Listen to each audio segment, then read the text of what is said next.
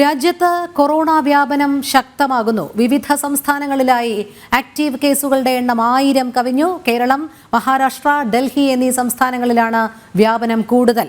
രാജ്യത്തെ മുഴുവൻ സംസ്ഥാനങ്ങൾക്കും കേന്ദ്രഭരണ പ്രദേശങ്ങൾക്കും ആരോഗ്യ മന്ത്രാലയം ജാഗ്രതാ നിർദ്ദേശം നൽകി. കേരള, മഹാരാഷ്ട്ര, ഡൽഹി, ഗുജറാത്ത്, കർണാടക തുടങ്ങിയ സംസ്ഥാനങ്ങളിൽ ആക്റ്റീവ് കൊറോണ കേസുകളുടെ എണ്ണം വർദ്ധിക്കുകയാണ്. രാവിലെ 8 മണി വരെയുള്ള കണക്കുകൾ പ്രകാരം രാജ്യത്താകെ കൊറോണ ബാധിതരുടെ എണ്ണം 1009ആയി. ഇതിൽ 752 കേസുകൾ അടുത്തടുത്തായി റിപ്പോർട്ട് ചെയ്യപ്പെട്ടു. അതായത് ചുരുങ്ങിയ സമയത്തിൽ വലിയ വ്യാപനം നടക്കുന്നു. കേരളത്തിലാണ് ഏറ്റവും കൂടുതൽ സജീവ കേസുകൾ ഉള്ളത്.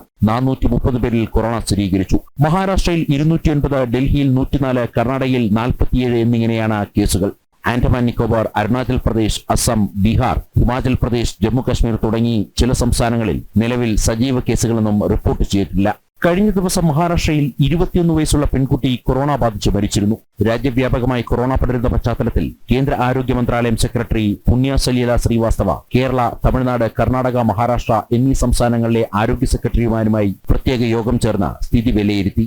നിലവിൽ രാജ്യത്ത് പടരുന്ന കൊറോണ വകഭേദം വലിയ ആഘാതങ്ങൾ ഉണ്ടാക്കാൻ ഇടയില്ലെന്നും ആശുപത്രിയിൽ പ്രവേശിപ്പിക്കേണ്ട സാഹചര്യമില്ലെന്നുമാണ് വിദഗ്ധ സംഘത്തിന്റെ വിലയിരുത്തൽ. ശ്വാസകോശ സംബന്ധമായ അസുഖങ്ങളെ ഇന്റഗ്രേറ്റഡ് ഡിസീസസ് സർവൈലൻസ് പ്രോഗ്രാം വഴിയും ICMR നിരീക്ഷിക്കുന്നുണ്ട്. അനാവശ്യമായ കൂട്ടം ചേരലുകൾ ഒഴിവാക്കാനും മാസ്ക് ധരിച്ച് ശരീര ശുചിത്വം പാലിക്കുവാനും അടക്കം കൊറോണ പ്രോട്ടോകോൾ പ്രകാരമുള്ള എല്ലാ മുൻകരുതലുകളും സ്വീകരിക്കാനാണ് ആരോഗ്യ വിദഗ്ധരുടെ നിർദ്ദേശം. ജനം, ഡൽഹി.